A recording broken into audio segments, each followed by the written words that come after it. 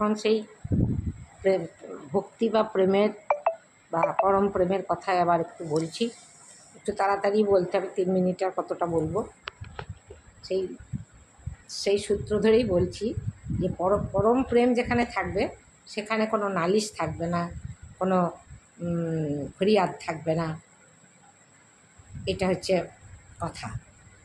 তাকে কোনো ভয় পাবে না, সেটা ঈশ্বরের প্রতি হোক আর বাস্তব জগতে হোক। যেমন ধরো একটা উদাহরণ দিচ্ছি।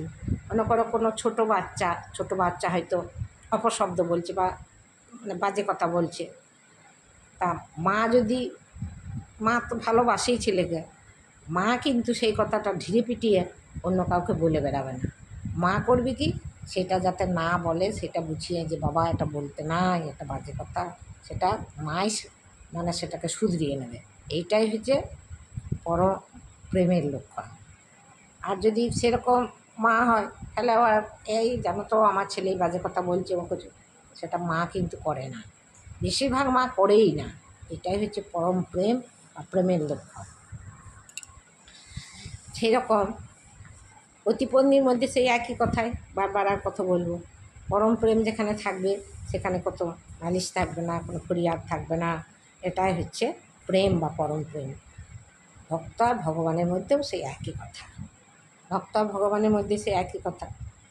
সেই জন্যে এবার শাণ্ডিল্য ঋষি একটা কথা বলেছেন যে ঈশ্বরে পরম অনুরক্তি। এটা হচ্ছে শাণ্ডিল্য ঋষির কথা। ভক্তির তৃতীয় স্বরূপ এবার বলছি। ভক্তির তৃতীয় স্বরূপ হচ্ছে অমৃত স্বরূপ। ভক্তি বা প্রেম এমনই জিনিস, অমৃত স্বরূপ। উদাহরণস্বরূপ বলি, মনে করো একটা পেড়া, সেটা 4 কোনাও হতে পারে, 3 কোনাও হতে পারে, গোলও হতে পারে। সেটা মনে করো ছানা দিয়ে মিষ্টি দিয়ে তৈরি হয়েছে, সেটা হচ্ছে তার স্বরূপ। আর না, সেটা হচ্ছে ভুল বললাম, সেটা হচ্ছে তার রূপ। আর তার স্বরূপ হচ্ছে কি, মিষ্টি। মানে তার ভিতরের আস্বাদনটা হচ্ছে মিষ্টি, এটাই হচ্ছে স্বরূপ। ওপরের যে পেড়ার 4 কোনা 2 কোনা গোল যাই হোক সেটা হচ্ছে রূপ, আর ভিতরের যেটা হচ্ছে সেটা হচ্ছে স্বরূপ। সেরকম আর একটা উদাহরণ যেমন বলি, মনে করে সোনার আংটি, সেই আংটিটা হচ্ছে তার রূপ, আর স্বরূপ হচ্ছে কোনটা, সুবর্ণ বা সোনা, সেইটাই হচ্ছে তার স্বরূপ। ভগবানের ক্ষেত্রে এবার বলি যে ভগবানের যে আহ্লাদিনী রূপ, আহ্লাদিনী স্বরূপ,